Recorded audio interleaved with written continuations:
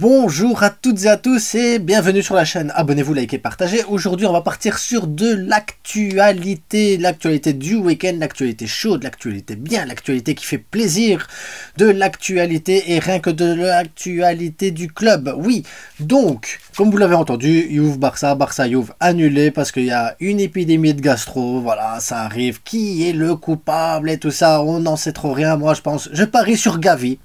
Parce que Gavi, voilà, quand il s'agit de massacrer tout le monde, il sait le faire très très bien. Donc voilà, pour moi, c'est Gavi le coupable, méchant Gavi. Mais on te pardonne, c'est pas grave. Mais j'étais en manque de foot et tant pis, on verra le prochain match, les gars. C'est comme ça, c'est tout, on ne sait rien faire contre ça. Donc, on va partir sur de l'actualité. Donc, restez bien accrochés à votre siège parce qu'il y en a beaucoup.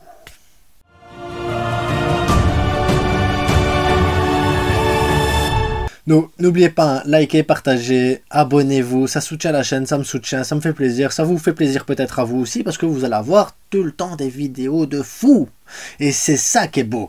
Donc, on commence par la grosse actualité, c'est les 4 capitaines. Oui, ça y est, c'est décidé, vous l'avez sûrement vu partout, les 4 capitaines. Donc, on a Sergi Roberto, qui pour moi, c'est très bien qu'il soit capitaine. Oui, c'est très bien que Sergi Roberto soit capitaine, les gars, c'est un ancien, il vient de la Masia.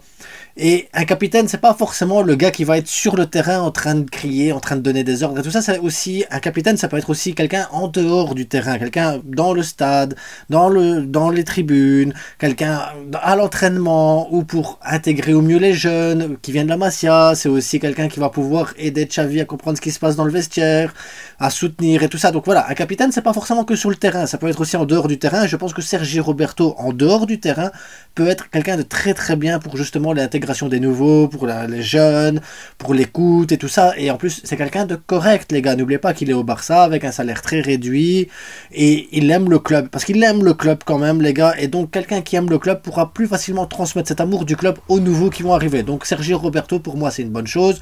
Ter Stegen, voilà, on change pas, c'est pareil, c'est très très bien aussi. Et maintenant, on a Frenkie quand même, les gars. L'année passée, il devait être vendu 100 millions.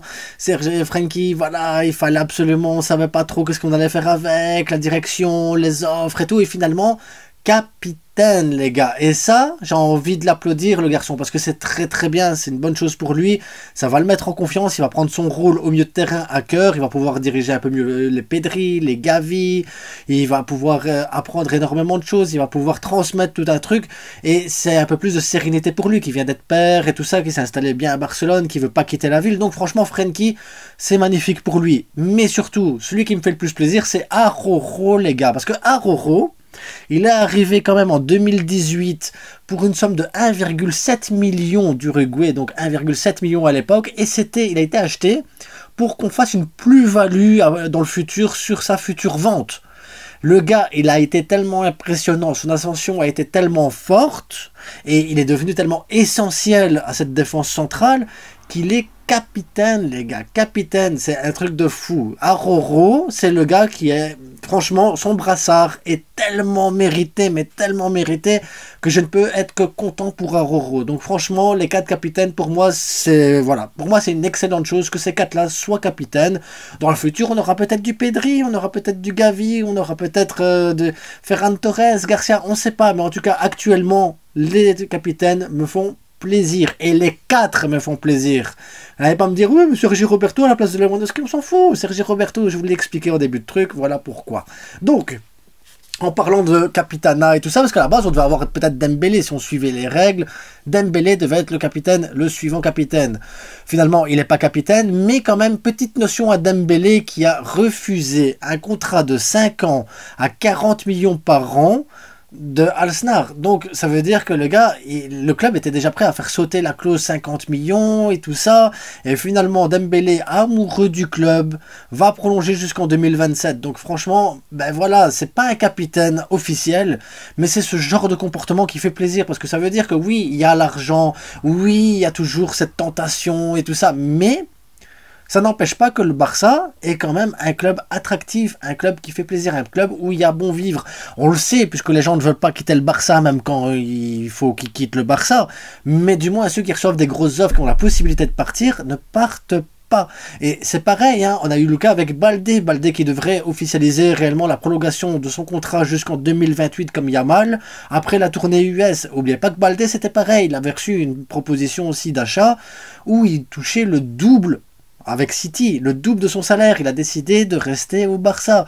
Et c'est ça qui est beau, les gars. Ça veut dire que oui, les indésirables, ils veulent rester. Oui, c'est compliqué de faire partir les gens. Oui, c'est compliqué de les vendre et tout ça. Mais à côté de ça, ceux qu'on veut garder absolument, ceux qui ont besoin d'être là, ceux qu'on a besoin de les voir sur le terrain, même s'ils ont des propositions bien plus alléchantes ailleurs, même s'ils ont des propositions où on leur promet monts et merveilles et tout ça, les gars restent à Barcelone. Barcelone est vraiment un excellent club pour les gens, les gars. C'est vraiment un excellent club, il faut dire ce qui est. Parce qu'après, on a aussi les rumeurs de départ et tout ça. Par exemple, Franck Kessié qui devrait partir en prêt avec option d'achat de 15 millions pour la Juve. Je l'ai déjà dit dans une précédente vidéo, 15 millions pour Kessié, merde. Pas de prêt, il faut le vendre tout de suite. 15 millions, je suis désolé, mais pour moi, c'est un cadeau. On leur donne un an, après c'est 15 millions. Peu après, ils vont négocier à 10 millions parce que peut-être que, et il va perdre de la valeur ou il va peut-être en gagner, on n'en sait rien. Mais pour moi, 15 millions, c'est tellement peu quand on voit que des joueurs comme Malcolm part pour 60 millions, Ruben Neves 60 millions ailleurs, que c'est 15 millions, ça devrait... Enfin, pour moi, c'est presque gratuit 15 millions pour Kessié. Donc, mettre un prêt sur ce joueur-là, non, tu le veux, achète-le, c'est tout, point barre. Enfin, 15 millions, c'est rien les gars, c'est rien 15 millions. Il y a tellement de clubs qui ont perdu des joueurs au milieu de terrain qu'ils doivent voir 15 millions pour Kessié, ils doivent se dire ok, ben on se lance dessus, 15 millions c'est rien du tout, le Barça va accepter, au pire des cas avec une prime, un bonus ou une connerie, mais 15 millions les gars, on devrait réussir à vendre un Kessié à 15 millions. Bref, Chadi Riyad qui partira en prêt au Betis, et pour moi c'est une bonne chose parce que le Betis est un bon club, le Betis est un excellent club pour moi, c'est un club qui fait plaisir à voir, un club qui fait plaisir à voir jouer les jeunes, qui ont une belle philosophie au niveau de l'équipe et tout ça. Donc pour moi, Chadi Riyad en prêt, parce que c'est un prêt, et pour moi un prêt hyper intéressant, c'est un peu comme le prêt de Abdé l'année passée, pour moi c'est un prêt hyper intéressant. D'ailleurs, restez jusqu'au bout de la vidéo parce que j'ai une question à vous poser en fin de vidéo, une question hyper importante les gars, et là je compte sur vous. Donc, dans les transferts, on a aussi Nico qui devrait partir à Porto, normalement ça va être officiel dans les 24-48 heures, peut-être que même au moment où vous regardez la vidéo c'est officiel. Le seul truc qui bloque c'est combien le Barça pourrait racheter Nico en cas de rachat, voilà, parce qu'il y aura une clause de rachat prioritaire pour le Barça. Maintenant, ils sont en train de s'arranger pour ça. Pareil, Collado, ici, il part aussi. On attend aussi l'officialisation qu'il est bien parti. Donc, ça commence. Les départs commencent à arriver, les gars. Ensuite, dans les arrivées, on a aussi Trilly qui est arrivé au Barça. Donc, Trilly est un jeune défenseur droit. La Real Sociedad était dessus également. Et apparemment, les rumeurs, moi je le connais pas spécialement, mais d'après les rumeurs, d'après ce qui se dit, ça serait l'arrière droit de la prochaine décennie, l'un des meilleurs arrière droit. Donc là, il signe au Barça Atleti, qui est une bonne chose, comme ça, bah, il pourra jouer, prendre des minutes. Mais si c'est vrai ce qu'ils disent, que c'est l'un des meilleurs arrière droit, m'étonnerait pas qu'on le voit apparaître de temps en temps dans la saison, et pourquoi pas prendre. Et alors, ça veut dire, imaginez, un des meilleurs arrière droit, hop, on l'aurait. L'un des meilleurs arrière gauche, on l'a déjà. Notre défense centrale, on l'a déjà aussi pour les quelques années qui viennent. Ça veut dire que vraiment, on a une assise défensive hyper intéressante, les gars. Avec un milieu de terrain aussi qui se construit très très bien. Donc le Barça, sur l'avenir, est très bon. Parce qu'on parle aussi, oui, le Barça, il n'achète pas grand-chose, c'est compliqué et tout. Mais malgré tout, le club se construit correctement. Et les investissements se font vraiment bien, ils sont vraiment bien ciblés. Donc oui, ça travaille en sous-marin, oui, il n'y a pas beaucoup de rumeurs, oui, le Barça ne met pas énormément d'argent sur le marché, mais en même temps, les profils qui sont ciblés sont bien ciblés. Donc voilà, petite mention quand même pour le Barça pour ça. Maintenant, j'attends un peu plus de vente quand même derrière. Donc, on a aussi Xavi qui a parlé, Xavi qui veut pas spécialement Joao Félix. Voilà, moi je comprends qu'il ne veuille pas Joao Félix, je l'ai expliqué dans plusieurs vidéos. Vous avez votre avis, j'ai le mien, c'est tout, c'est comme ça, c'est tout, ça arrive. Mais je suis d'accord avec Xavi cette fois-ci. Wouh! Moi et Xavi, on est d'accord. Xavi préfère Silva. On est d'accord, Silva est meilleur. Silva qui coupe son téléphone ici pour les vacances parce qu'il a besoin de respirer et tout ça. Mais Bernardo Silva attend le Barça. Mais bah, le Barça, ça dépend aussi des ventes. N'oubliez pas, on a l'Anglais qui doit partir, Dest qui doit partir, Nico qui doit être officialisé. On a peut-être Garcia qui devrait partir également. Et à côté de ça, ben, il y a d'autres joueurs qui pourraient partir éventuellement parce que il y a possibilité de faire une grosse vente cet été. Qui sera la grosse vente? Parce que à côté de ça, on a Abdé que Xavi a demandé qu'il reste parce que Abdé peut percuter, Abdé peut apporter des choses différentes. Abdé arrive d'une très bonne saison à Osasuna. Abdé a un profil hyper intéressant pour le Barça. Donc Xavi veut le garder, mais ça va dépendre économiquement de qui on va vendre parce qu'il n'y a pas la place pour Abdé actuellement. Et mettre un joueur, je sais pas, Ferran, Fati, Lewandowski, Rafinha, Dembélé, on peut pas les mettre sur le banc comme ça ainsi. Vous allez me dire, oui, Ferran, on peut le mettre, oui, mais il va perdre trop de valeur, on doit le revendre, les gars, l'année prochaine. Au minimum, l'année prochaine, on doit le revendre, le garçon.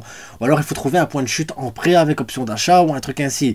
Voilà, c'est ce qu'on doit essayer de trouver. Mais en attendant, ça va dépendre de tout ça pour qu'Abdé reste. C'est pas que Xavi veut qu'Abdé parte. Parce que je vois bien, si fin août on dira ah, Abdé finalement il a été prêté ou il a été vendu, c'est pas Xavi. Xavi veut garder Abdé. Même moi je veux garder Abdé. Pour moi il fait partie des priorités en attaque. C'est l'un des joueurs qui pourrait apporter un plus offensivement et un truc différent. Mais ça va dépendre de qui va partir. Donc elle est là la question les gars. Pour vous, quelle va être la grosse vente de cet été? Parce que le Barça annonce qu'il va y avoir une grosse vente cet été. Pour vous, quel est le joueur qui va être la grosse vente? Et quand on parle de grosse vente, je ne parle pas de caisser 15 millions. Hein. On parle d'une grosse vente au-dessus de 50 millions. Voilà, déjà, ce serait pas mal. Et ensuite, qui va partir en attaque pour laisser la place à Abdé? Ou est-ce que les deux sont liés? Abdé, la grosse vente avec l'attaque, voilà, c'est ça. La question du jour, elle est là. Je la mettrai aussi sur YouTube avec, voilà, dans les sondages et tout ça. Je vais essayer de faire 2-3 propositions comme ça, on verra ce que ça va donner. En attendant, les gars, abonnez-vous, likez, partagez. Et n'oubliez pas, c'est que du foot, amusez-vous. Et on se retrouve bientôt pour une prochaine vidéo. Ciao!